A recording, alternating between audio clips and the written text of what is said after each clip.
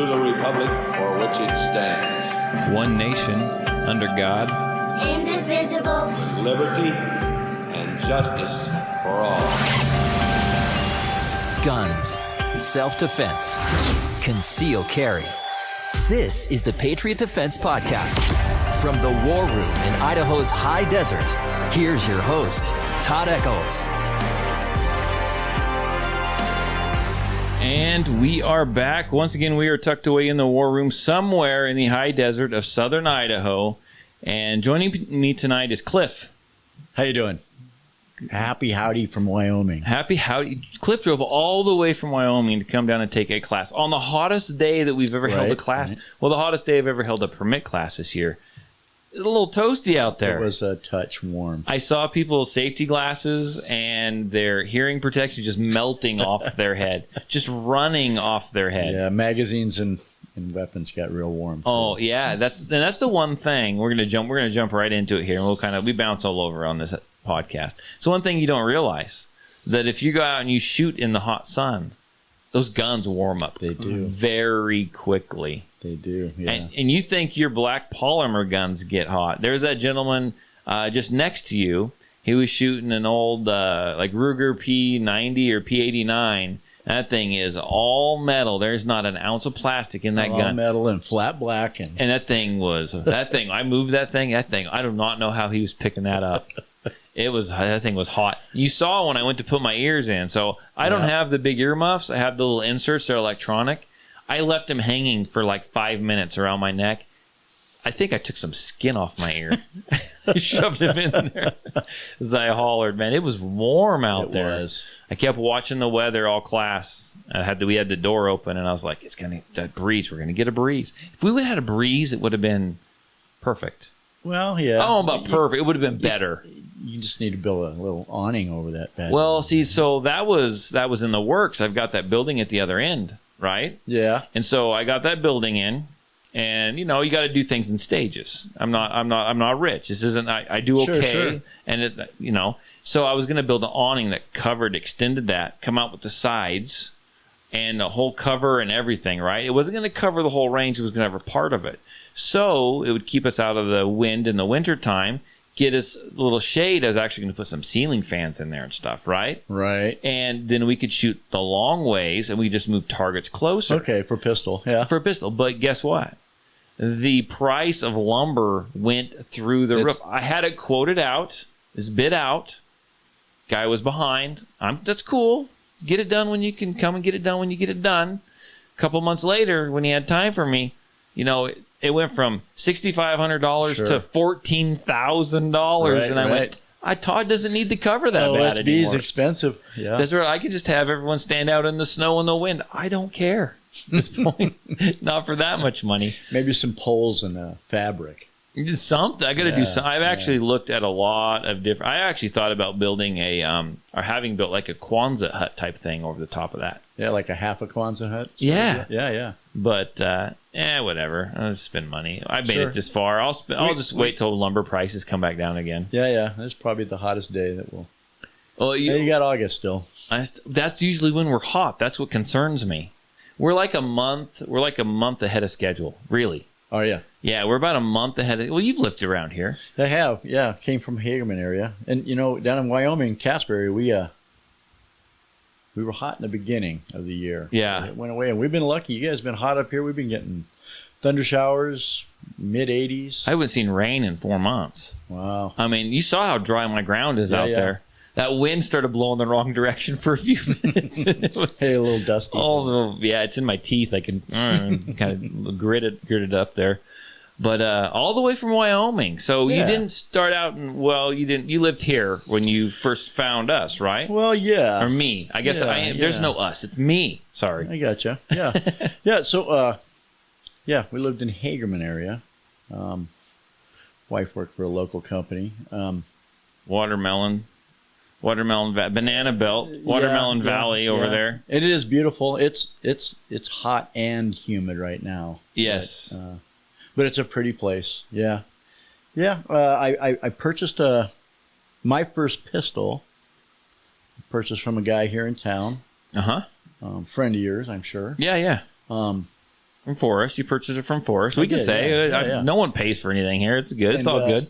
He when I purchased it, I kind of went in there not knowing what I wanted to buy. I knew I wanted a sidearm. Right.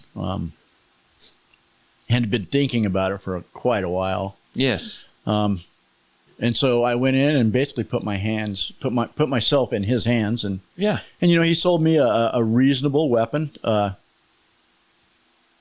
He could have sold me a $1,400 weapon, but he sold me a $250 weapon. It was a Taurus. It's a Millennium G2. Millennium G2, Yeah, right? It's yeah. the first G2 series that the Taurus came out with. Yeah, and it's it's been just bomber. I figure I put something like 3,500, 4,000 rounds through it. Yeah. Since I purchased it from him. It's not a bad gun. They you know what? They go bang. Every time. Now, so here's the thing. If you listen to the podcast, I pick on everyone. Okay, I pick on everyone and everything. That's what I do. You heard me just belittle. Who would I belittle today? Glocks, 1911s, all of them. Right? I'm Mr. Humor. We just got to give everything a hard time. So if you listen to any of the past episodes, which I know you have, and I didn't say anything about Taurus, you know what? A lot of them come through class. I give them a hard time because they're Taurus, but you know what? They run. Yeah. They run, and actually the one you had actually has a fairly nice trigger on it. I'm impressed. And I wouldn't know until, the past year or so whether it's a nice trigger or not. Yeah. I thought it was a great starter weapon because it was entry-level price. Oh, yes. And like you say, it's very simple to figure out. And has it ever left you in a lurch? So recently I purchased some remanufactured, how tight ammo has been. Yes. And I bought some remanufactured ammo out of, I don't remember, Minnesota or Wisconsin. Right. At any rate, just recently it has failed to eject cartridge. So that's not twice. That's not the gun. That's the ammo. I agree. And, yeah. I didn't really know, but that's what I was blaming on. And that's it. That's the only time it's ever. Nice. Yeah. And I got all excited and cleaned it like every other day when I first got the weapon, but I don't think I've cleaned it for That's impressive. 1,000 rounds. That's impressive because I don't like cleaning guns. I clean mine when they give me problems, and sometimes even then I just wait till the wintertime where they get their annual cleaning. And sometimes if I get busy or bored, it doesn't, I get my attention span drifts to something else. They get half a cleaning. So how many rounds a month or a week do you put downrange? It just depends. It depends, honestly. It depends on how. So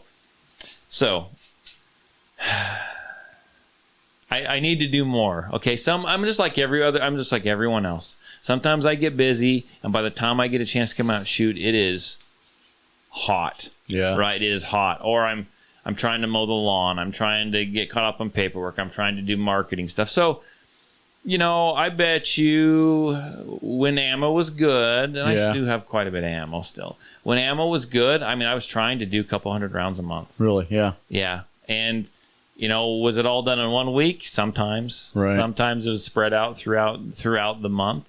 And some weeks I don't get out at all. I really need to.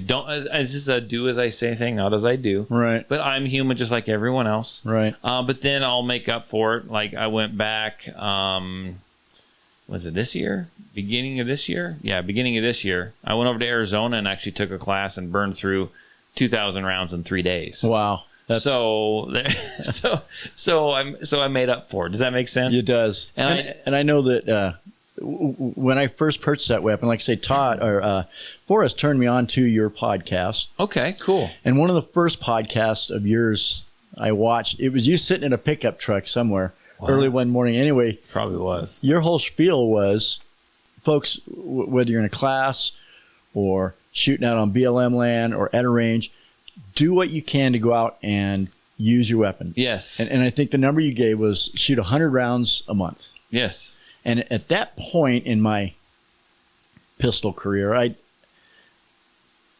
I had maybe put 100 rounds and owned the weapon for a couple of months at that point. So that was a huge number, wasn't it? It was. And I was still intimidated by it. I'd been around long guns and shotguns as a kid, a little bit of hunting here and there. But pistols, quite frankly, they intimidated me. Right. And so I just made that my goal.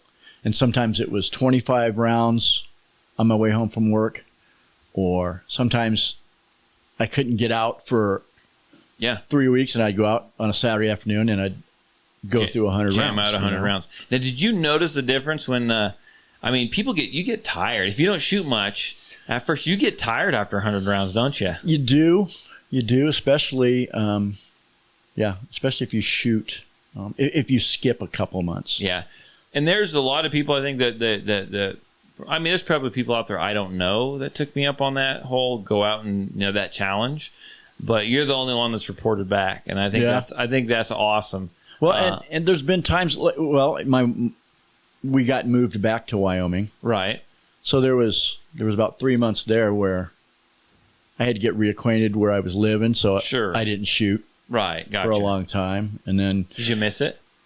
I noticed a huge difference when I finally found somewhere to go shoot, right? And pulled it out for the first time in 3 months. Felt weird, didn't it? Yeah, well, and you get home and you're like, holy crap, my hand hurts, It's a degradable skill. It is, and loading the mags, your hands are arthritic. Yes. Oh yeah. It's if you quit, not quit, but if you fall behind, right? You have to. That's why it's so important to go out and continue doing it. Mm-hmm. You took this class from me today, and there is. I'm not picking on anyone in the class, I promise, but the majority of the people in the class. I gave my little spiel, and you're going to see that you're going to get another spiel from me later on. Everyone in the class will. You just don't realize it yet because I haven't sent out the email. It's they shot in the class. They'll carry that gun, but they will not shoot it again, probably for the next year. I guarantee it. So if that's just the way it goes, right? We're all in it for different reasons. Yep. Some of us are going to carry the gun every day. Some of us are going to just have it to go out and recreationally shoot. Some of us are going to keep it on our nightstand next to our beds for like a home defense type gun. It's all different reasons. I totally get that, but I just wish, and kudos to you for doing that. I wish more people would go out and they would shoot more. I understand when ammo was tight, because ammo has been tight twice that I can remember, really tight this last time, right? Yeah. And I understand that. And I tried to encourage people, okay, if you're not going out and going shooting, I totally get it. Dry fire. There is stuff you can do. Do you know how to draw your firearm? If you do, go in your garage, go in your basement, go in your bedroom, make sure it's unloaded. And what you can do is you can practice drawing the firearm. There's a certain way to draw. You can practice drawing it. You can practice drawing it, presenting it on target, whether that be a light switch or an actual target you've taped to the wall. And then you can practice at the end of that press, you can practice your trigger break. So you're dry firing. Right. All that could be one big movement, and you can practice that, right? I tried to encourage people to do that. And you need to get those kind of videos online. I do, and I will. I will. Online stuff, I've been taking some different, it's been slow for the last couple of months. Yeah. It's been real slow for me. So I'm trying to improve myself, right? I'm trying to broaden my horizons a little bit. I've had to cut some different things, that were taking some of my money. So I'm trying to figure out how to do some stuff on my own. Some of that happens to be like online type or just marketing period, but mostly online type marketing. And I'm learning lots. Stuff that they're like, well, this is how you get people to sign up for. I'm going. I got you. Okay. Man, makes me sign up for stuff. I fall into that trap every time I hit buy on the internet, right? So I'm learning how to do a bunch of this stuff, and they're really talking about videos and all kinds of stuff, that how powerful it is. Just a little behind the times, and I guess part of me thinks that I need to have some big fancy camera to do it. And you know what? I'm learning. There's a lady. Okay, I got a women's group going on right now. And there's a lady that's taken classes from me in the past. She lives in Wyoming as well. Oh, really? Yeah, and she comes down here. She's got a friend down here, and she's taking classes, but she could not do it. Her husband, I think they have their own plane, actually. And they would fly down here, but they had a lot going on, and they couldn't make the classes all the time. Okay. So she got a hold of me and says, I want to send you money for the class. I want to sign up for this class. It's a year-long class. And she goes, but have you ever thought about doing videos? Making videos? So I had to figure that out, right? Yeah. So I'm making her just some simple videos of what I can. You know, she doesn't get one every class because some of it we're not doing anything, but I try to tailor them to her. And I'm just making them on my iPhone. Yeah. And you know what? I guess if I was into, what do you call that? Audiovisual stuff and production, you probably look at those and goes, that's garbage. But I look at it and I go, you know, that's not too bad. You need to find a teenager. I know. Somebody knows how to run that stuff. I know. I've got this, I don't know where I said it. I had a little tripod. It's right behind you. That's what I use. And it's not too bad. And it's making me see that, hey, I could do this. This isn't as hard as I think. Yeah. Does that make sense? It's making me step outside my comfort box a little bit. And I think that's a good thing. So look for some videos to come in the future. Yeah. It really is. I would encourage you to do that. I think you do a good job of step-by-step. Right. 1, 2, 3 kind of instruction. Okay. And I saw that a lot in your podcast and the few videos of yours that I have seen, and in class today. So you think I explain stuff well? Yes. Yeah. Okay. That's good. That makes me. I like feedback. Yeah. A lot of people will sit there and just. Rather than telling people, don't do this, do this. Right. And people don't need to hear what not to do. Right. Yeah. This is how you do this, and this is why you do it. Mm-hmm. And then, of course, I got to throw my little jokes in every now and then. Well, I don't know if those came across as good, but I like it. That keeps it moving well, I think. I think a lot of people, when you correct people, especially older folks. Yes. I know, myself included. I count myself as an older folk. I'm old, too. Don't worry. I'm getting that. Us older folks tend to recoil a little bit when people correct us, right? Yeah. Yeah, I get it. There was and I'm not picking on him. He's great. I've had some classes this week where there was a gentleman taking a class, and he's learning. He's been shooting for 20, 30 years, right? And there's some new different techniques of doing things, right? And so I'm trying to teach him. You have this way, which is the NRA way, which is what we kind of learned today, the basic fundamentals. Okay. And there's nothing wrong with that. You got to know that stuff.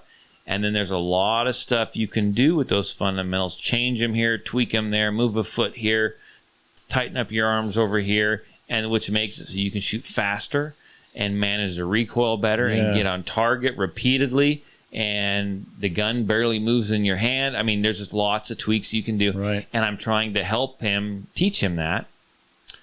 And he just keeps, he's listening, but he's reverting back to everything. the old way. Back to the old way. And he's like, well, I've just been doing this. I was like, do you always bend your arm like that? Well, I've done it for the last 25 years.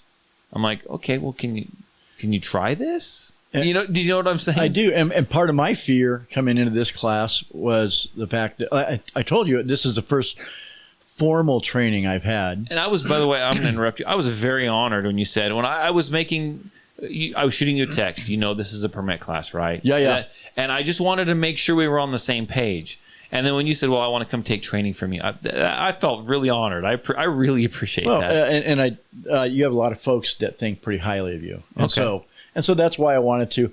And also I get to kill two birds with one stone. I get to see a lot of old friends that I worked with. Gotcha. And worked for. Okay, gotcha. But I did want to take it up here from you. My intent was to do that. Wife got transferred. We went back to Wyoming. Gotcha. That, the other thing.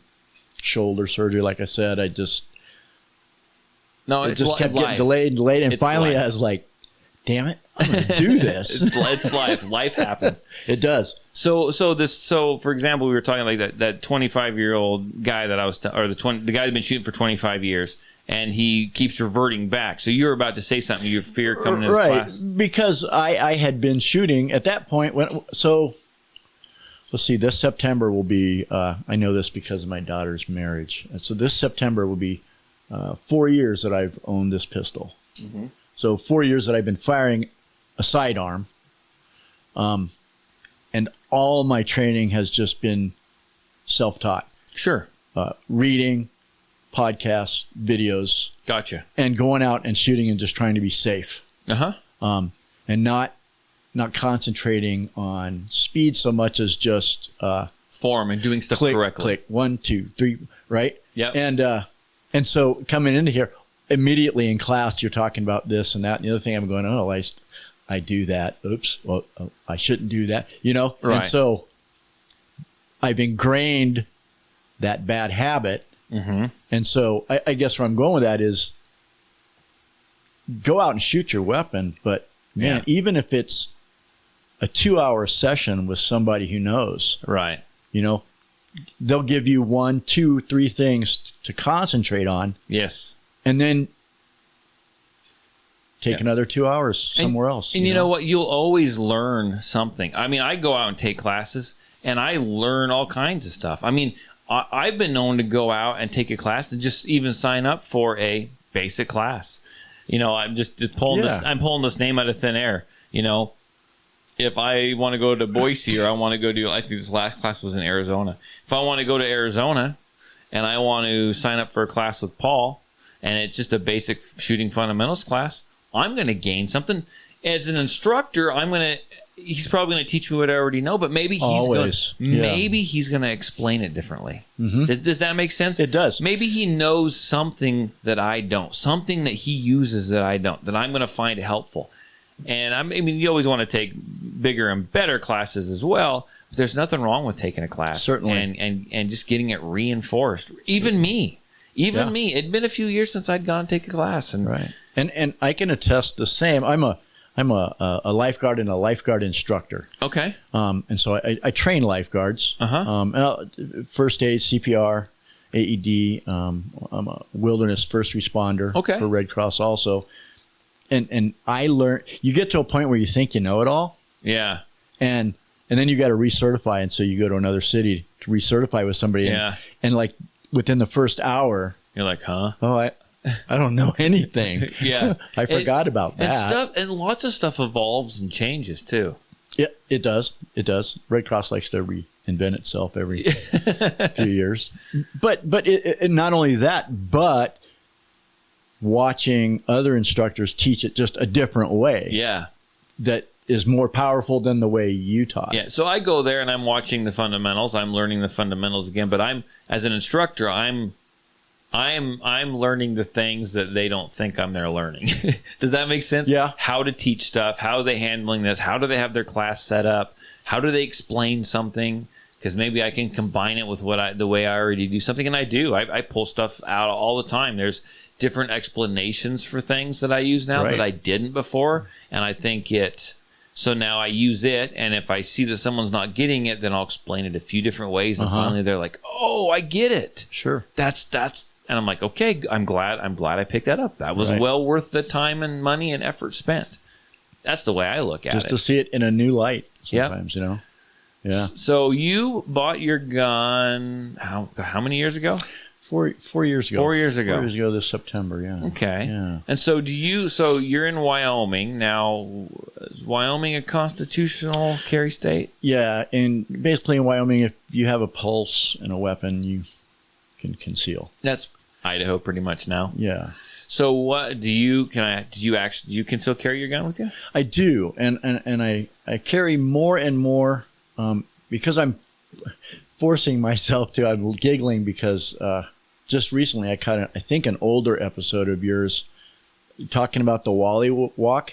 Oh no, that was like last episode. Was it really? Yeah, okay. The Wally walk. Well, I was messing with the phone on the drive up here. At any rate, and that made me laugh really hard because I remember that 2 or 3 years ago. Yep. My first, and it was literally at Walmart? the Walmart here in. Mm-hmm. That's a great place to go. And my intent, I think we were Christmas shopping. But at any rate, you feel like everyone's looking at you. Well, I didn't, because like I say, we were Christmas shopping and I had Carhartts on and a jacket, and I was like, nobody knows nothing. Yeah. But I guess where I was going with that is I find myself thinking more and more, being more aware. I don't like I appendix carry. Yes, so do I. And I don't usually keep it there when I'm driving. Yes. I'll take it out. Sure. I get in the vehicle, I take it out, I put it in the console, I close the console. You take the holster off with it? Yes. Okay, good. I'm just testing you now. Yeah. I have one of the We the People folks. Gotcha. Yeah. Kydex inside the waist belt. This is my summertime black hide that I'm sweating shirt. Yeah. Yeah. But I usually take it out because it's not comfortable. I drive to wherever I'm going. Right. And I on purpose park not up front. Yeah. I park in the back because I don't want. I've never liked open carry. I think it makes a lot of people feel uncomfortable. Targets too, makes targets. And that's a good point.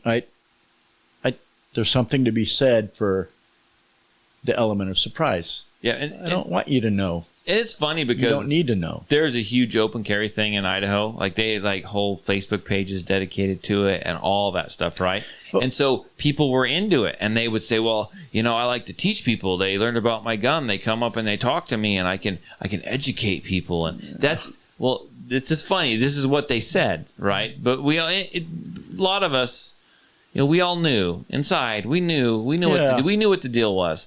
So they instituted constitutional carry. Guess what? I haven't seen an open carrier for a long time. Right. Those Facebook pages all but disappeared. They changed their names. They disappeared. Why? Because those people could conceal carry legally now without having to go and get a permit. So that tells me either you shouldn't have a gun or you're just too lazy. Does that make sense? Yes. I think either you're too lazy to go get it done, or you're carrying for a different reason. And you're not responsible enough to go get a little education on the subject. Right. Because I open carry, I don't need to know, right? Right. I got everything I need. But yeah, I gotta love it. Yeah. And then when you're going to take that weapon out of the console, put it inside your waistband, you do the 360. Yeah, you look, and you make sure, because you don't want people somebody to see you taking it out, because they're going to, for the same reason I don't open carry, they're going to be threatened. So they don't need to see that.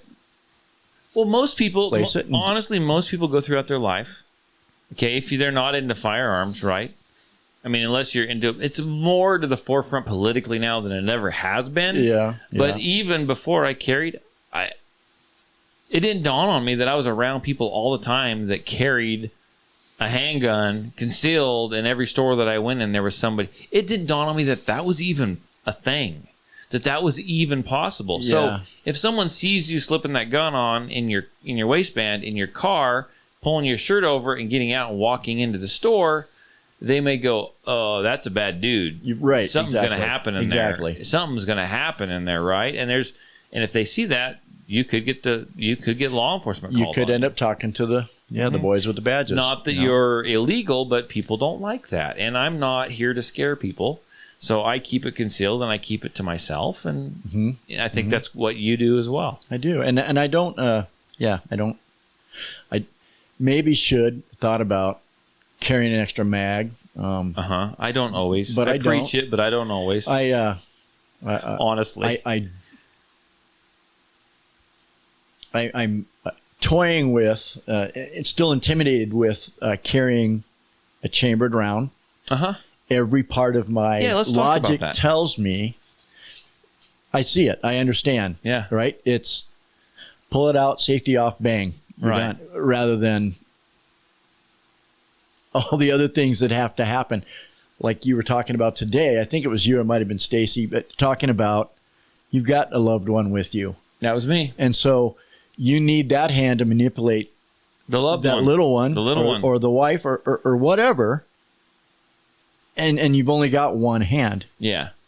And you can't chamber on spot. Because in a self-defense scenario, even though we train the fundamentals, we practice the fundamentals, and we use two hands to shoot, we also use one hand to shoot. Because I tell everyone it is called a handgun, not a hands gun. Sure. Right? Sure. There's going to be things fundamentals that you don't use in a self-defense scenario. It's going to be up close and personal. You may not even look at the sights. You may have the trigger press. You might be one-handed grip. Your stance is probably not going to happen. Right. But you train and practice because you use those when you need to. Your muscle memory will kick them in if they're available. So the fact that that's why we train. Yeah, you stood on the range shooting mostly two-handed today, right? But in all actuality, if someone's with you, you're going to be drawing with one hand. And if you got to manipulate someone, you've only got one hand to spare. Yeah. Well, you don't have any hands to spare. One's busy, one's drawing. Yeah. And so, yeah. And I'm not picking on you. No. And a lot of people struggle with that because what are we taught from day one, right? I can remember back in Cub Scouts. And you said that, and that's exactly where it came from. I was Cub Scout, Weeblo, Boy Scout, and do not load that round unless you're ready to fire that round. Yeah. But that was on a 22 or air rifle or whatever it might be at the time, right? You're not packing it around. When you pack around a handgun, you're using a proper holster. And anymore, there's a ton of holsters out there. I'm going to say the only proper holster in my mind right now, and it took me a while to get there because I fought it for a little while, but a proper holster is made out of some kind of Kydex. Yeah. Kydex being the key, not cheap injection molded plastic, Kydex, so you can protect that trigger. And it is you have to wrap your mind around carrying with a loaded chamber. But the way I explained it was go ahead and empty the gun, unload it, rack the slide so you reset the trigger so the gun is cocked, carry around your house. Experience builds that confidence. Gun's not going to go off. But I understand the hang up. And honestly, and I'm not saying this to be rude to anyone, it's a training issue. Yeah. That's all it is. It's a training issue. You were trained when you were in Cub Scouts to not do that, right? It's a training issue, and it's ingrained in you, right? That's what it is. So further in your training down the line, it's funny because one of the safety rules is always keep your finger off the trigger until you're ready to fire the gun. Right. So today, there's going to be a couple examples. Today, and you're not the only one who does it, you've got 7 rounds. You know you're going to shoot 7 rounds. You extend the firearm out. You get your sight picture, and you fire 1 round, and you take your finger off the trigger. Oh, yeah. Okay. Then you were putting it back on, and you're not the only one who does that. Everyone there was doing that. I didn't look at everyone, but I guarantee you almost everyone there is doing that. Because what's one of the safety rules? Keep your finger off trigger. Keep your finger off trigger. But we are shooting. We're in the middle of shooting. Yeah. You don't have to do that. You're not reevaluating at this point. You're out there 7 rounds. Bang, bang, bang, bang, bang. You can keep your finger on the trigger. So there is a thing, and I don't know if you found it yet or not, right? This is the first time we met, actually. Yeah. And there's a thing called trigger reset. Have you ever heard of trigger reset? So I've heard you and Forrest talk about it on the radio show. Yes, there's trigger reset. So when you are using your gun for self-defense and you have to draw it and you have to use it, being quick about things, being efficient at things can be a lifesaver. That is the key, right? So one of the ways you can do that is by, if you have to hit him again with another shot, it's how quickly can you get your shots downrange and on target or on the threat. How many can you get down there? And the quicker you can do it, the better. Right. So trigger reset is, and I'll explain it again. I'm sure you heard us explain it before. You squeeze the trigger. Normally, you squeeze the trigger, and you'll take your finger off the trigger. You let that trigger go all the way out. And what are you having? So you're taking your finger completely out of the or you're letting the trigger up completely. Okay. So you've let the trigger full travel back, full travel forward. So when you grab that trigger again, you have to take up the slack again. Okay. You see what I'm saying? Yep. You got to take up the slack, and you got to find the wall, and then from the wall, you have to press through it. So what happens if you fire once and there's another round in there? If you fire that gun, it'll fire the round, and you practice this, and then don't practice this because it can become a bad habit. But you fire it, you pin that trigger to the rear, don't let up on it. Okay. And then you slowly release that trigger forward until you find the wall. It'll click, and that's the trigger reset. So getting back if you got on the other side of the wall. If you got it, for example, if you've got a trigger pull that is a long trigger pull, but I'm just going to use this round number, 1 inch, your trigger reset might be 1/4 of an inch. Okay. So you just shaved 3/4 of an inch off that trigger. So you're bang, click, bang, instead of bang, bang, because you're letting clear off. Does that make sense? Yes. It's quicker. And when you get used to it, like one of the things I was teaching the other night to a bunch of people was we take a full magazine, a loaded magazine, you put it in your gun, you'll rack the slide, so you chamber one round, you take the magazine out. And what we ask for, what we're looking for is trigger prepped, which means finding the reset, trigger prepped, and is your trigger prepped and are your sights aligned? Okay. So taking one shot, because that's all I have in there is one round. And the goal is to take that shot, bang, and then come out to trigger reset and make sure your sights are aligned again. Okay. We do that with one round over and over and over again to the point where you're actually resetting that trigger mid-cycle. So when you start, it'll be slow. Bang, gun recoils, and you go click, and you're ready again for the shot. Does that make sense? Yeah. You do that for a while, and then what's going to happen is the gun is cycling. So bang, click. So as soon as that gun settles back down on target again, you're ready to take that shot again. Does that make sense? Yeah, yeah. Mid-cycle of that slide moving, you're resetting that trigger. Already. There's a point in there you can reset. So when that slide slams forward, you're ready to take another shot. That's how quick you can get. So we do that drill, loaded magazine, chamber around, one round, bang, click. Are your sights aligned? Is your trigger prepped? Over and over and over again. Then we move to 2. We put a full magazine in there once we know we're not going to just burn through a bunch of rounds on accident. Full magazine, and it's bang, click, bang. Sights aligned, trigger prepped. See what I'm saying? Yeah, yeah. And then you do that up to like 3, and then it's just a natural thing, and you develop like a rhythm, and then the rhythm gets faster. Your body works well in rhythms, okay? It works well with rhythm. And if when you're shooting and you want to shoot a string of 4 rounds, you can go 1 1,000, 2 1,000, 3 1,000, 4 1,000, then 1, 2, 3, 4. Does that make sense? It does. Your body will align itself with that rhythm, especially if you know where that trigger reset is and you've practiced it, and that's how you can help train yourself to shoot quicker. Does that make sense? It does. Without having and that's do it? all that building that You gotta have a good base. nervous pathway. Yes. Yeah, that muscle memory to it's shooting 100 rounds a month. Minimum. It is. It really is. But what's helpful is again, I can't stress enough how shoot that 100 rounds a month, but once every 3 months at least, or go visit somebody who really knows what they're doing, can give you something to work on with that 100 rounds a month. Yeah, and too many people, and I fall into this. I see a gun, I buy a gun. Oh, there's another one. I want that one. Well, you know what? Take that $800 or that $400 or that $200 you spent and go buy a class every now and then. Yeah, yeah. Right? Mm-hmm. They say be afraid of the man. There's a saying: be afraid of the man with one gun, because you know why? He probably knows how to use it. Yeah.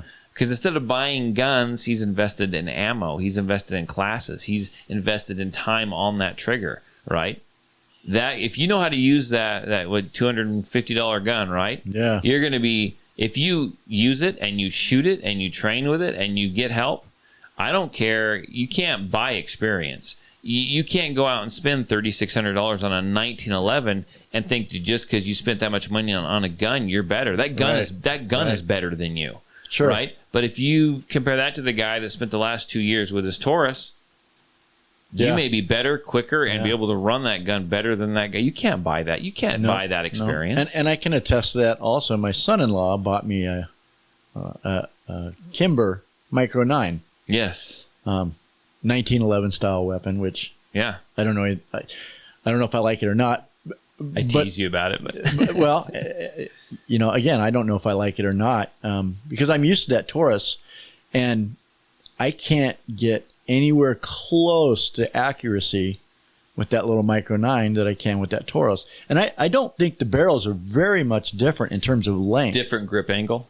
Yeah, it's a different grip angle, right. So it's a little different, right? But it's I've got 3,000 plus rounds through the Taurus, and to date maybe 200 rounds through the Micro. And it's I get what you're saying, and again, for me, I'm not who knows, maybe someday, but I'm not a competition shooter. Right. It is all about protecting me and mine. Sure. No, I get it. And I want to be as good as I can with that.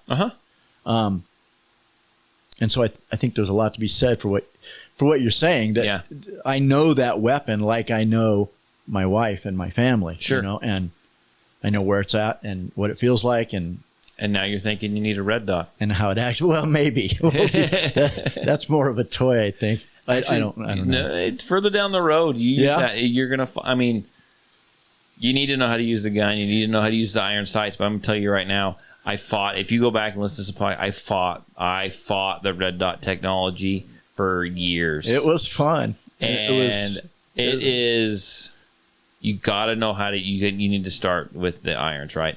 That red dot is fast. Yeah. That red dot is, when you get to the point where you're drawing the firearm and you're acquiring targets quickly and quicker targets, you can't beat a red dot.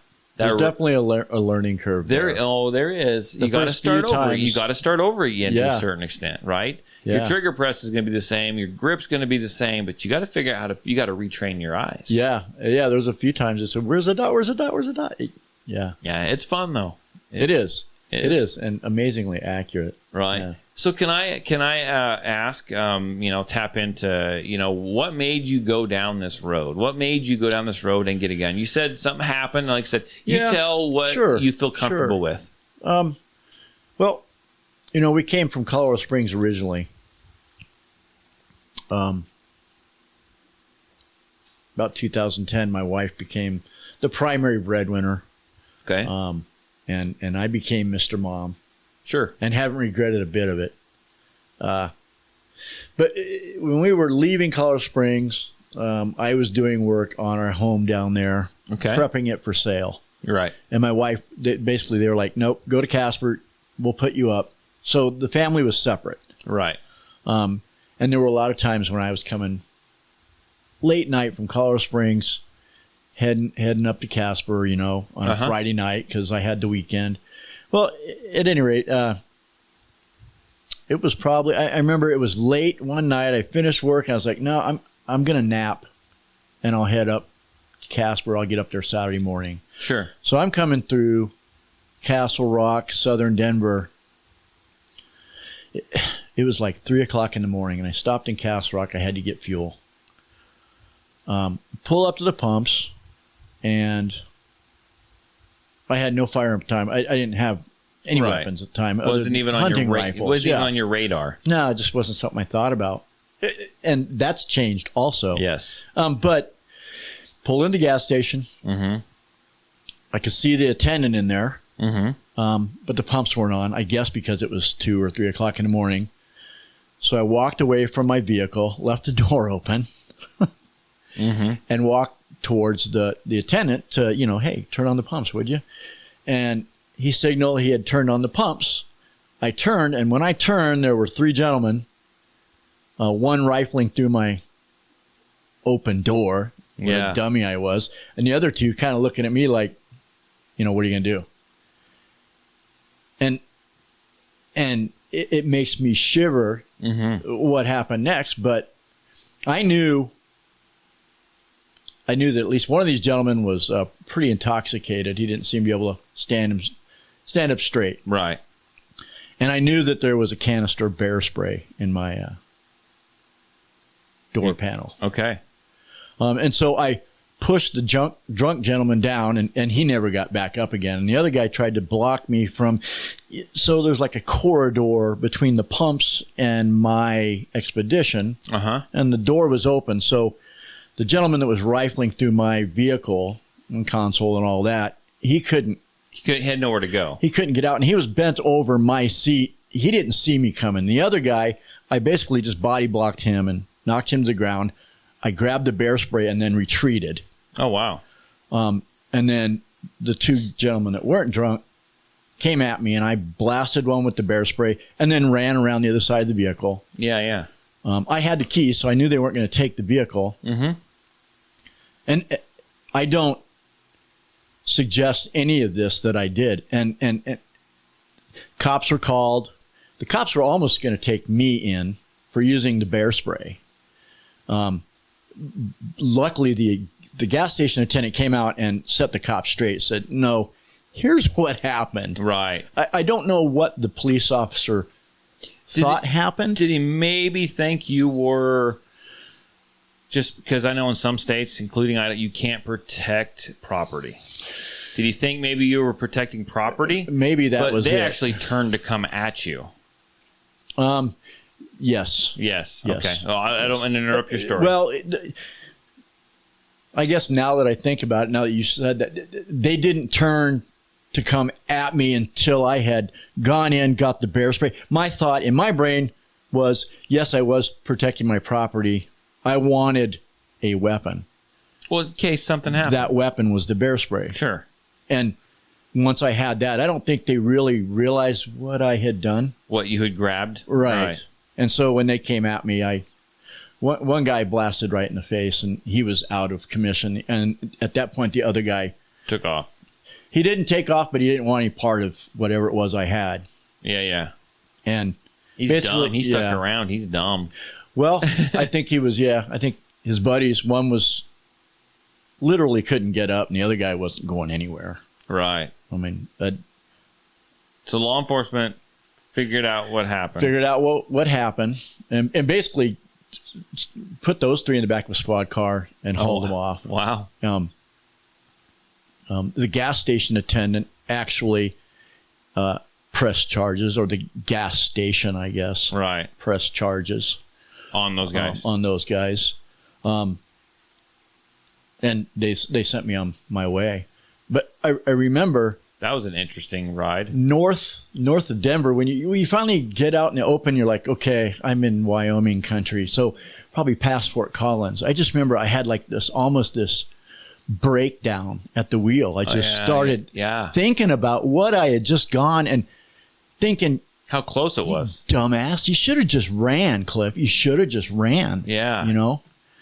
And after that, that's just something that replayed in my brain over and over and over and over again over the years.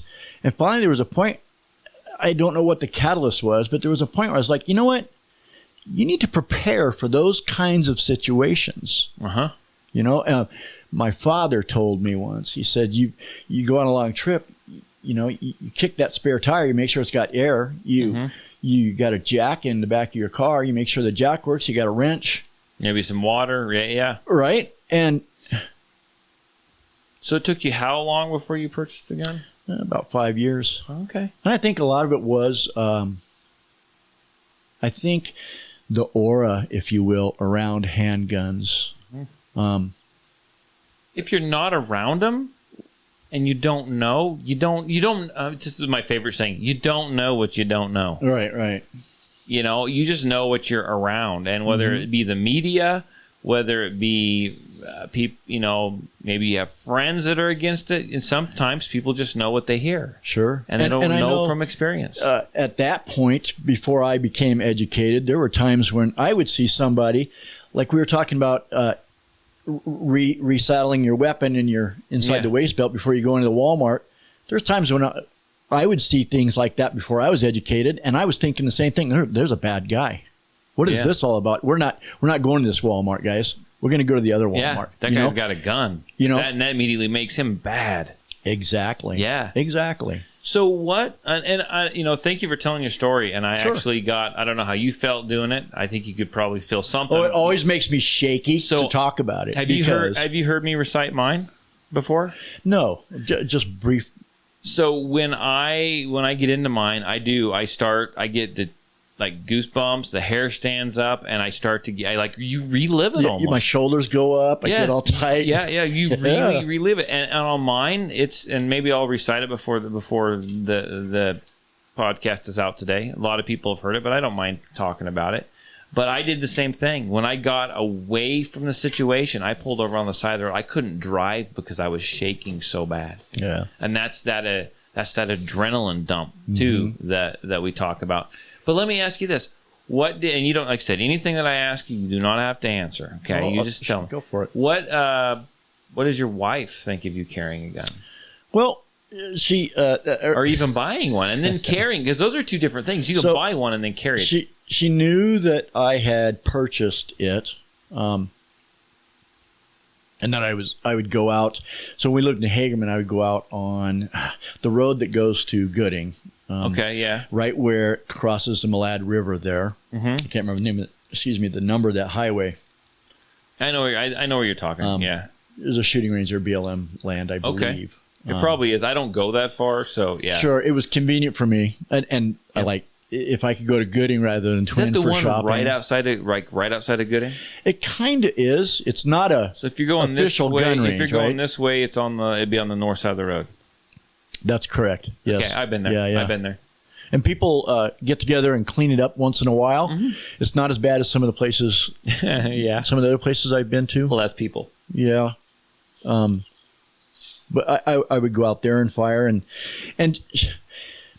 I'm trying to remember. I remember her telling me something to the effect of, I'm not part of the gun culture, were kind of her words. Oh. And She was talking about herself. Or you. yes, well, because I kind of started to broach the subject of, maybe my daughter had gone out, and fired weapons with me. I started with the long guns.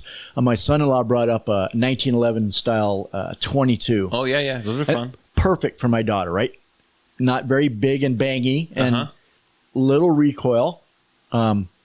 She doesn't like shooting that Taurus. Yeah. I can see that. But your wife was like, I'm not a part of that. No, not at all. And even resisted it and would almost shut down. When you talked about it. When we talked about it. But fortunately for me, my son-in-law and my daughter who live in Casper, they have and they carry. And she started to learn this and she's kind of loosened up a bit. And she even made a comment. Well, my daughter purchased a little Ruger wheel. Okay, like a little revolver, LCR, a little Ruger LCR. Yeah, 22 pistol. It's and that's enough for her at this point. Yeah. And my wife made the comment, "Oh, maybe I should get a gun." And you're like, what? And I was and I tried not to, jump over the table. Yeah. It like you said a lot in this class. I'm not going to force you to do anything, but why don't you try? And that's where I'm trying to stay. And I think if my daughter can come in rather than me, or a big, let me show you how to shoot that thing. Maybe that's a better way to go. Or let her go to a class by herself. And your wife was getting used to it. It's starting to become more of the norm. Yes. And the times. And so when you first started, how long was it after you bought it and started fighting? How long was it before you started carrying it? I didn't really start carrying a good year and a half, probably. Okay. Did you tell your wife when you went out that you're carrying absolutely it? not. Okay, I just was wondering how that went. And there were times, where I didn't carry because it was going to be noticeable a family thing. Gotcha. Right? Gotcha. Yeah. Yeah. And out of respect for her. Sure. I didn't want to intimidate her, but it was in the glove box where it was in the console, and not like setting on the console, but in the console, and the pair of binoculars leaned over on it, Sure. Did she, if you don't mind me asking, what did she say when she found out that you carry? She knows now, right? I don't think she knows that I carry She thinks lot. you just go shoot still. She knows that I at least have it in the vehicle. Right. Okay. And it's funny because that's something that's been hard for me to teach myself to do, is to carry. And even now, I'm getting better and better. But now there's times when I go out to the truck and I'll be halfway out of the driveway and it's like, oh, wait, I'm missing something. Yeah. You start to feel naked without it a little bit. You kind of do. Especially if I'm going somewhere like the big Walmart, I don't. Yeah. Dang Walmart. Yeah. Well, anywhere with large crowds. Sure. And, you hear about it. Those people at King Soopers down in Boulder. Oh, yeah. This time last year or so. They were like fish in a barrel. They were going to get milk. They were helpless. They had no idea. Yeah. And you don't.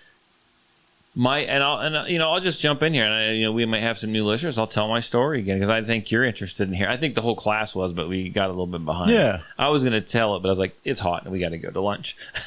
It was hot. This was years ago when I lived in Kansas. I had gone fishing. Right, I'd fishing at the same spot I would go almost every weekend. I've been out there, probably hundreds of times. And I took my 4-year-old daughter with me. Now in Kansas, all the roads are, if they're not paved, if they're not highways, they're going to be gravel roads. Okay. That's just the way it is. I lived closer to, I was not close to Colorado. I was closer to like Oklahoma, Missouri. Okay. So there was trees and stuff like that. It wasn't just flat. Okay.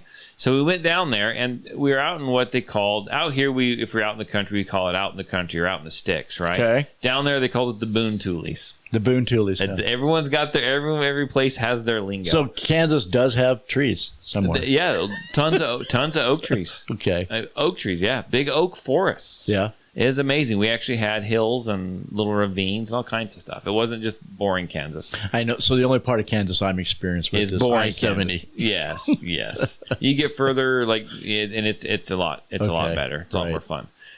But so we were out there and we pulled off the main road. And they're dirt roads when it rains, because it would rain a lot there, like at night. Sometimes you get 4, 5, 6 inches of rain a night, right? I mean, tons of rain right in the middle of Tornado Alley. We pulled off onto this gravel road. Now, this gravel road went down and crossed what they called Otter Creek. And when I say cross, I mean it drove like through it. Okay. Okay. Typically, that's the way it worked, right? That was a road. That was a county road. And when the water came up, you had to go down this great big hill, muddy hill, get down there. And if it rained somewhere, and maybe it wasn't raining there, the water would come up. You'd get stuck. It was a nightmare. So I never liked to go down there. I never wanted to get stuck. Whatever. Sure. So I would park at the top. So, and people listening to the podcast can't see this, but I drove off the main road onto the gravel road, and then it split. It went down to the creek, and then it kept going. And it dead ended at this house, Okay. right? And that's the way some of the roads worked. That was that person's driveway of sorts. It was an old, dilapidated house. I never went all the way to the house. Before going down the hill, I drove off into what we call here in Idaho the borrow pit, right? Okay. Off to the side of the road. You could get around me, but not enough. I was going to get stuck. Parked there. We went fishing. We were down there for 3 hours, maybe. Came back. I had my 4-year-old daughter with me. Of course, I'm carrying all the fishing gear, right? Yeah. Successful day. Spent time with my daughter. It was a great time.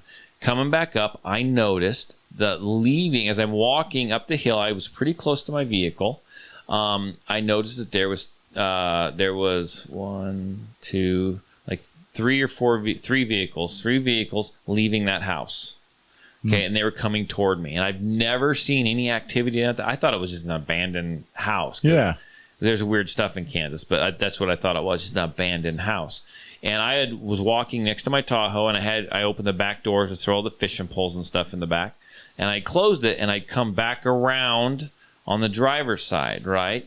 Normally, I don't like my kids crawling from one side to the other because they crawl over the consoles and mud and everything. But something told me, keep your daughter close, right? Yeah. Keep your daughter. Because normally I would have went around to the passenger side, opened the door, and boosted her in because the car would have been sitting at an angle, right?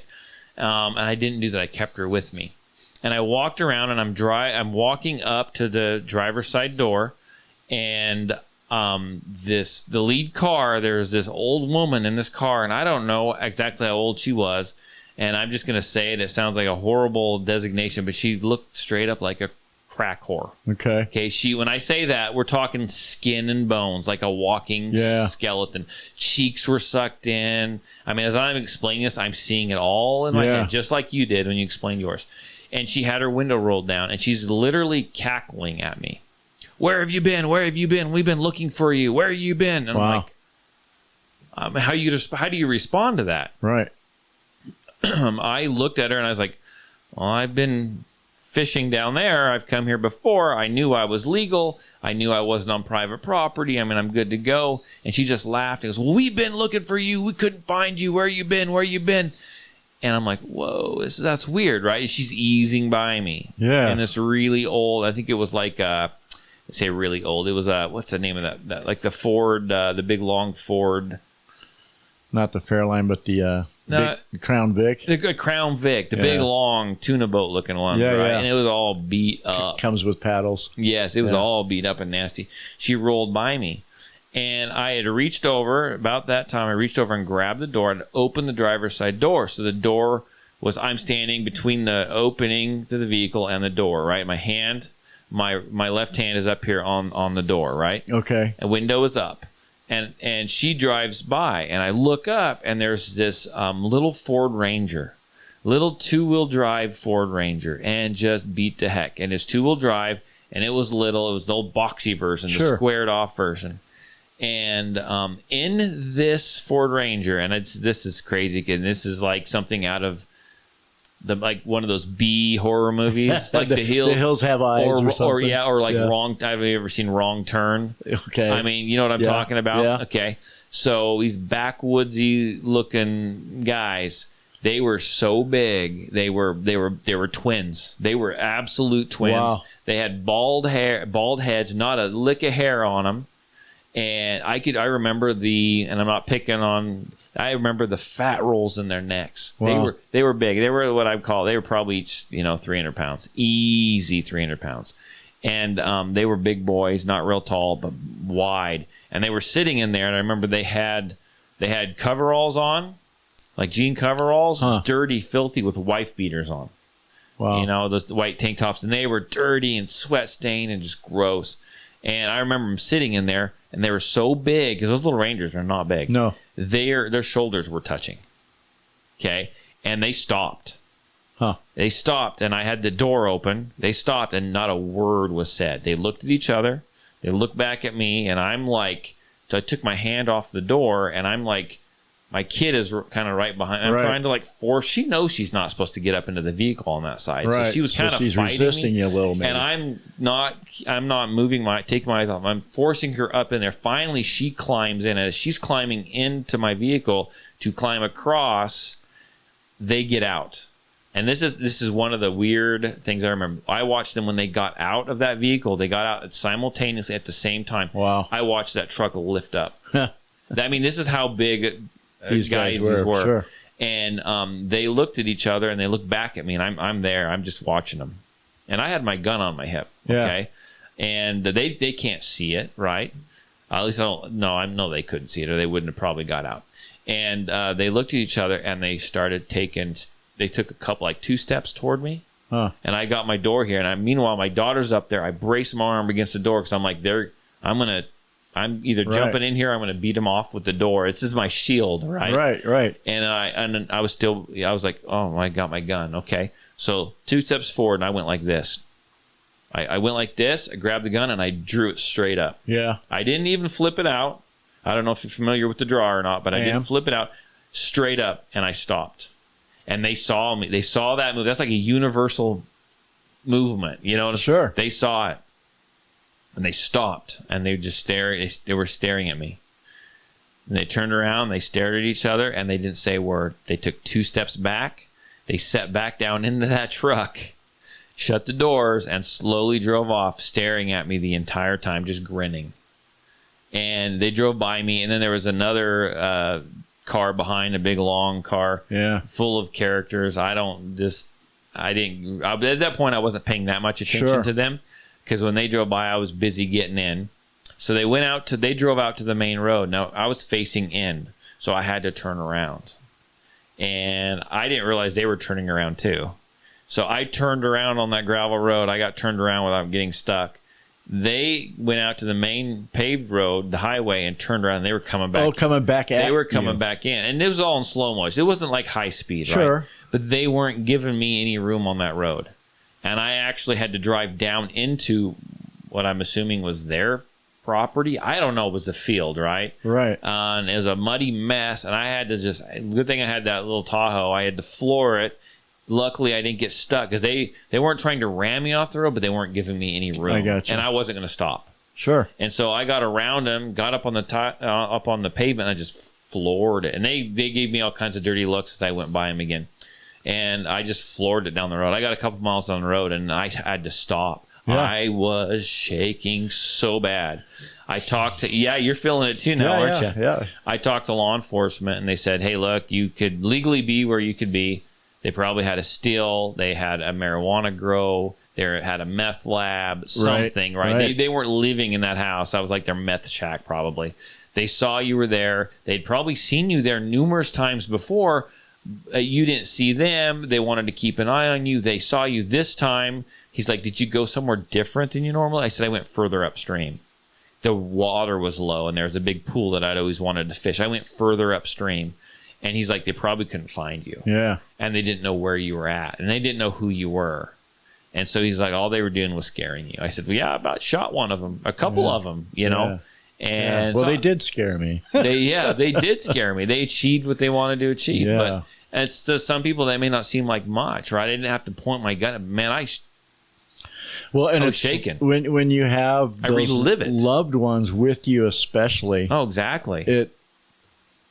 It's funny how you're not afraid for yourself all of a sudden. Right. It's all about protecting that little person or that other person, and You're going to do whatever it is you have to do. and the reaction seems to be so different than like when I was at that gas station by myself. Yeah. I like to think that, you know, if that had been me and my daughter, it would just been like, okay, Emma, run that way. I'm right behind you. Right. You know, rather than. Do you ever, and I'm sure you do, I know the answer to this, but I'm going to ask it anyway, just for the listeners, right? How often do you replay that scenario in your head? Oh, at least weekly. Yeah. Oh, yeah. Every time I get gas. Still. Oh, yeah. Every time I get gas. Very much so. I do too. And when I get gas late, I do a lot of backpacking and climbing trips. Uh-huh. So there's a lot of times I end up driving home late at night. Right. And when I go into a gas station, I'm looking for the busy gas station. Yep. And I do a lap around. I'll do a drive-by. Yeah. Have you ever heard of the 21-foot rule or the Tueller drill? I have, yes. Okay. I just wanted to make sure for those of you who don't know that, look it up. I'll do a whole episode on that one of these days. But also, same thing. When I'm looking around, I'm checking all the cardinal directions. Yep. I'm looking for other. Is there anywhere dark? Is there a light out? Is there an attendant here? Yeah. Am I in a well-lit spot? Your situational awareness is through the roof. Oh, yeah. Yeah. And that's the way it's the way. And that has to start bleeding over. I find myself in situations not getting gas, saying to myself, you didn't look over there before you got out. Yeah, you're Cliff. starting to get a little relaxed. Come on. Yeah. Chill out. Come on. Wake up. Yeah. I know you're late. You've been driving for 8 hours. You're tired, but Yeah. that's when you really need to go, Yeah. take the second scan. Yeah, and it's look. worth it. I tell people, if you're going to carry a gun, and like I said in class, there's so much more than just putting that thing in your waistband and walking into town with it. Yeah. There's so much more. And you heard people ask questions in class. Well, what about this? Well, what about this? When could you use your gun? What if wouldn't you shoot someone if you saw them doing this? I'm like, that's a personal question. That's a personal decision. And you can think about it all you want, and you need to think about it. You need to make some decisions now, right? But that ultimate decision is going to be made there. But you've had to have thought about it, Right. Before, so you're halfway to the finish line. Does that make sense? No, it makes perfect sense. The scenario that I go through in my brain a lot, and it might have been your podcast or somebody else's, but what was said, what I was thinking about was if I came out in my underwear with my weapon drawn in the middle of the night, right? I hear somebody outside my bedroom. I come out of my bedroom in my undies, with my weapon drawn, and some guy's got my TV on his shoulder, and he's walking out the door. Go right ahead. Yeah, take it. Head out the door, brother. Yeah. But if you're in my daughter's room, or you take a step towards me, it's all over. Yeah. And that's relating that to that scenario at the gas station. I feel like I would have drawn my pistol, and I would have told him, cease and desist, leave. Yeah. And you could do that legally, which is good to know, even in the state of Colorado, maybe. Yeah. But and then if they had come at me, you can defend yourself, and I would have, I believe. And if they would have looked at you, though, if they would have looked at you and they were rifling through their vehicle and they would have said, "Screw you, I'm not stopping," and they would have turned around and just kept rifling through it, you can't do anything about it. No, but I could have got the gas station attendants, bang on the glass, right, hey, call the cops, and still protected myself. Yeah, and him. But just so everyone knows. Yeah. You still can't shoot them. They can still do what they want. You have to know where that line is. And a lot of people don't know where that line is. And I because I run that scenario over and over in my head, I don't ever want to go to my grave knowing I took another man's life Yeah. And you didn't. for a television set Yeah. or my wallet. Yeah. No way. Take it. Yeah. But go. Just go away. Just go away. Leave me alone. I'll Yeah. buy insurance. Will buy me a new one. Yeah. You Yeah. know, Don't come towards me. Go that way. Yeah, if you take the TV, my kids might get a lot more of their chores done. You want another Right, one? I right. got another one in the other room. Well, I'll help you load it. You want their phones Yeah. too? Don't forget the PlayStation. That's right. That's right. That's right. It's plugged in. Let me carry that out for you. No, it's one of those things. People, and that's why I like the permit classes, because I guarantee you, I made almost every person in there think. I know that couple they were great. They were sitting in the front row. They were thinking hard. You could see that. And they were those thinking folks hard. are having those discussions now, Oh, they especially are. the couples, right? Yes, they are. And hopefully they have those discussions with their friends. Yeah. Oh, you went to permit class the other weekend. How was that? And put some seeds in those folks' brains. I'm probably going to butcher this saying, but it's written on the back of one of my shirts because I really like it, and I always get them mixed up. But someone's going to correct me. I know they are, but I'm going to say, maybe you've heard it. It's your body. See, your body will never go where your mind's never, or your mind will never go where your body's never been. Does that make sense? Yeah. You train. You develop that muscle memory because you need to, like I was explaining in there, you need to know how to react. Mm-hmm. You need to know how to react. You got to give your body something to do, yourself something to do. You can't just stand there. Right. You know what I'm saying? Whether it's draw your gun and defend yourself, or to draw your gun and defend your family, or draw your gun and back out of there. You got to do something, right? Yeah. We train for that, so you don't And freeze up. you're gonna do as you train. Yes. I trained as a lifeguard when I was a Boy Scout. Yeah. And when I first trained as a lifeguard, we didn't carry. Nowadays, we carry resuscitation mask. Sure. The barriers. Yeah. And we train and we train and you train to use those. Yeah. Well, the one time in a swimming pool that I was called on to actually give mouth to mouth, that it was on my waist, and that's where it was when I was all finished, because I was trained for a billion years. Yeah. To just open the airway, plug the nose, and go. And that's what I did, because that's what was ingrained in you. Do you know that there are stories of, and they've actually, I think they've actually caught it on camera more than once, like a security cams and stuff. So a lot of times when law enforcement officers, and when they go and they train, yeah. One of their deals is they pick up brass. They have to pick up you shoot, and then you pick up your brass, right? Everyone chips in, right? Okay. You shoot, you qualify, and you may be trying to do that 2 or 3 times, but you shoot, then you bend down and pick up your brass. That's what they do. Got it. That's how they train. Not that they're intentionally trying to train to pick up your brass in there, but that's just something they do every single time. And they've got on video, they've seen in situations where law enforcement has to use their firearms, they're picking up brass. Yeah. They shoot and then they bend down and immediately start picking up brass. Because that is what is ingrained in them. That's what they've done. That is what they've done. That's how they've trained. You fight how you train. Really, right? Mm-hmm. You rescue how rescue how you train. That's exactly how it is. And there's so much more to it. People have to get out and do stuff. That's why you have to. You have to. And even if you find yourself, I didn't shoot my 100 rounds this month.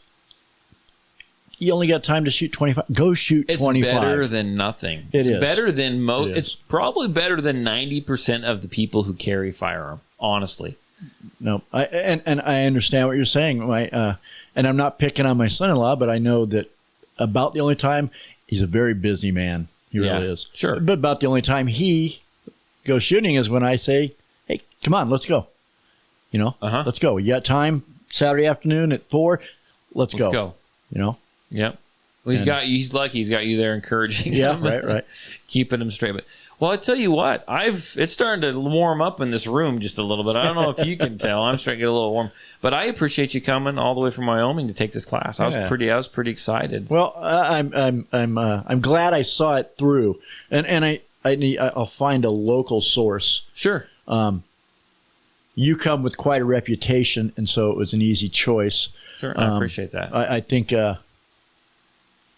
don't just sign up for the first class that comes down the road. Talk to that instructor, I think. Yeah. I know, and I won't say names, but I know in Casper, there's at least one instructor that I've spoken to, and just on the conversation, it's like, I'm not going to take a class.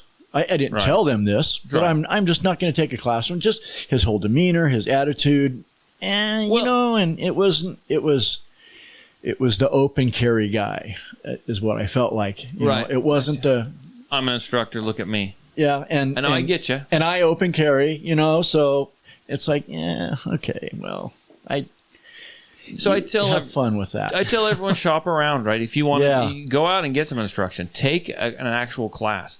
But shop around. You don't have to go with the first person you see. If you talk to me and you decide you don't like me, don't take the class from me, because you know what? It's a waste of your money, because you know what? You're not going to be receptive. Yeah, you're just going to be annoyed. You're going to be annoyed. And I'm sure, I try to be good with everyone, but I'm sure there's people that sometimes you just don't click with people. Exactly. You just don't. Yep. And so find out who works for you. It's always, I tell everyone always, one of the things to look at, ask around who's been in your class, ask around, talk to someone who's been in the class, see what kind of online presence they have. You were able to possibly get to know me from even my podcasts, right? Right. You can actually ask them, hey, do you carry insurance? Because that's a big deal. So, and so what else? What else do we need to probe on, Todd? When you're exploring where to go and who to talk to, I would, you could talk to an instructor, ask some questions, and get a feel. That's a really good way. You can ask him for a list of, give me some references. Yeah. Who's been to your class? It doesn't have to be bigwigs. Give me a list of references, right? Sure. You need to go online. You need to see if everything that he's telling you and everything that you're hearing from people. So check the references. Another good way, go around and talk to local gun stores. Okay. He's probably got an in with a few of them, but I guarantee you want to gather all that intel, and it doesn't take long to get that intel. Go on local Facebook. A lot of places will have local Facebook groups or state Facebook groups. See how he comes across online. Is he helping people, or is he just waiting for someone to have a problem and then he's jumping in saying, well, you need to do this and this and this. Gotcha. And you need some training.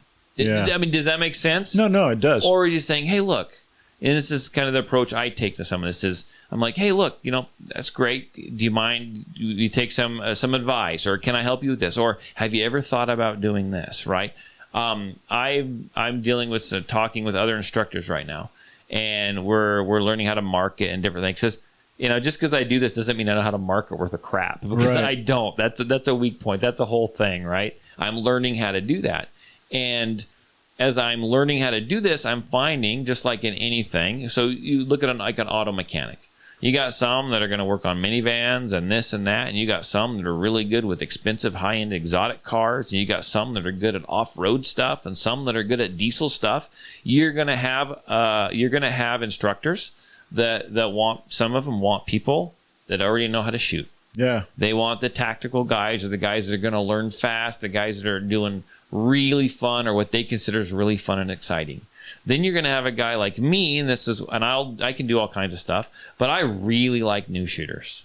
I think I click better with them. I think I have a better demeanor with them. I think I can explain stuff to them better. Yeah. I will go slow. I'm not about let's go. Honestly, I'll take time and talk to someone out there where everyone else stands around and watches. You know what I'm saying? Gotcha. Because that's what I want to do. I really like, as I bump that, I like taking new shooters up through the ranks. I really enjoy doing that. Yeah. So ask around and just look at them on social media, ask them at gun stores, ask other people. If you go to a gun store, so this is another trick. You can go to a gun store and you can ask a gun store owner, but he might have an in with somebody. Okay. Go to the gun stores. Ask the people in the gun stores, the people that are there purchasing firearms. Oh, I see. Do you see? Yeah. Say, hey, I'm looking at maybe getting some training. Is there You know, have you trained with anyone around here? Is there a class that you recommend? Yeah. You know, those are good people because that's a consumer. The consumer is going to give you their honest opinion. Sure. They don't have they've got a unvested interest. They don't have any skin in the game. Right. So that's a good way to go too. And then I always like to ask, what kind of insurance do you have? Do you have insurance to cover if something happens? Because I don't want anything to happen, but something could happen. Like, how invested in this are you? If you carry a couple $1 million insurance policy, you're probably invested in this, right? You're not just some fly-by-night guy that went, man, guns and ammo are flying off the shelves. Guess what? I'm going to be an instructor. I'm an instructor. Ask them what their credentials are. Who certified you? I mean, honestly, you don't have to be certified to be a firearms instructor. Really? You don't, but it's good to know, right? I get that question all the time. So are you, I said, I'm NRA certified, right? Do I have problems with the NRA right now? I do have problems with the NRA right now, but I'm NRA certified, right? I partnered up with the USCCA to do some things as well. If they thought I was going to be a bad partner, guess what? They wouldn't be my freaking partner. Right. You know, that's kind of what I look at. Then the next question I get, and you got to be careful about this one. It depends on the person what you want or you don't want. I get a question all the time. You must be former military or law enforcement. Right. I'm not. Right. I'm not. Why do I do this? Well, then what qualifies you to do? You know what? I'm passionate about this. I love doing this. I was doing this before it was a business. I would take people out. I would show them how to shoot. I loved it. I was on my dime too, right? Right. I would do it because I like to do it. Well, then why did you start doing this business? I went out one day, decided to get some street cred. And I went and got certified by the NRA. If I'm going to help people, I want to make sure I know what I'm doing is correct and maybe learn how to teach people. And then I just kind of grew from there. And if you want some fast-paced, high-end, ex-military special force guys, I'll tell people, I'm not your guy. If you want that, that's not me. Right. I can give you some phone numbers. But I'll give you some phone numbers. You can go, that's not me. That's not what you're going to get. Now, if you start with me and work, I can teach you some stuff, right? But I don't have the place to run you through some crazy military shooting alley. I don't have that at my fingertips. Right. I can't do that. I don't have cars you're going to shoot out of here. Someday that would be cool, right? But I don't have that now. And so I just let people make their choices. Sure. I'm just honest with people. And if you don't want to come, you don't come. Did that answer your question? No. So much, yeah. Yeah. Because you have to weigh money. Yeah. The cost of the training. Right. I can't train once a month. No, I get it. But I can't either. But you need to. Just to refresh all those things. Oh yeah. Yeah. And so some people put high dollars on something and they do that for a reason. They put high dollars on it because some instructors, and it's nothing against them personally, I've talked to a few right now, they don't want new shooters. New shooters scare them. Okay. They don't want they don't want that liability. They don't want to have to go slow. They're not being rude. That's just not where their interest lies. And so they don't want them. So they will price stuff out of grasp for the person that has just bought a gun. Does that make sense? Yeah, it does. They will price. And so if they do get it, they get it and they'll work with them. But they literally, you market toward the market you want. And that's the people you want to take your class, whether that be you want to draw people in or repel people. You do both with your marketing. And that's what some people do. So if it looks inviting and friendly, go check it out. Maybe not take a class, but then you can inquire deeper, right? And I do want to warn you, just because someone has money or an instructor seems like he has money and they got a really nice range with all the fancy toys and goodies on it, that doesn't mean he can teach real well. Sure. I mean, it doesn't mean he can't, but it doesn't mean he can. He's trying. Sometimes they try to wow you with things. Right. They'll put a price tag on this big fancy range. Right. What are you paying for? Are you paying for the experience or are you paying for actual experience? The Does that make sense? Yeah. Or the range, right? You paying for the wow factor? Because I know of guys that you'll sign up for a class, spend lots of money. You'll spend an hour and a half watching them shoot demos. Yeah. And then you'll take the class. Yeah. And it's like, did you pay to learn? Did you pay to watch somebody shoot? Sure. So doing is learning. Yeah. Yes. But no. So any other questions for me or anything like that? No, I appreciate it. It's been fun. It's been educational. You gave me, like I say, you gave me a basket full of stuff to Good. And if you ever need anything, work on. get a hold of me. You've got my I will. Text I me. will. You know And I I've got answer. your email and Yeah, texting is, you got my number, email, right? Yep. You texted me. So texting is the best by far. I'm quicker. I'll see it quicker. And Yeah. that phone is always in my pocket. So I do appreciate it. If I ever get up to Wyoming, I'll say hi. do it. Yeah. I told you every now and then my wife throws out, well, maybe we should move to North Dakota. Well, I throw that out.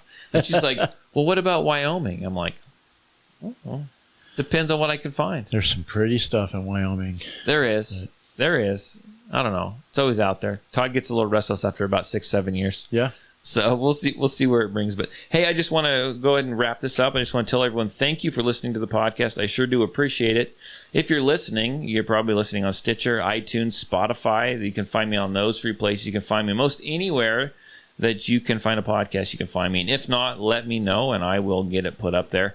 I didn't do a Facebook Live tonight, so unfortunately, or not Facebook Live, YouTube. Facebook doesn't allow me to do it live anymore. But I didn't do a YouTube Live tonight because, frankly, me and Cliff were just hot and sweaty, and we're nothing special to look at right now. No offense, Cliff. Yeah. I can attest to that. But we do appreciate it. Share it with your family and friends. Share it on social media. If you got any questions or comments, or even if you want to be on the podcast, you can, if you're around, like Cliff, you can stop by. You can call in, whatever. You can call me. You can text me anytime. Area code 620-794-6223. That's area code 620-794-6223. And until then, everyone have a great week. Get to the range. Sling some lead down range. Any last words? Practice, train. Practice, train. There you go. See you guys next week. Bye.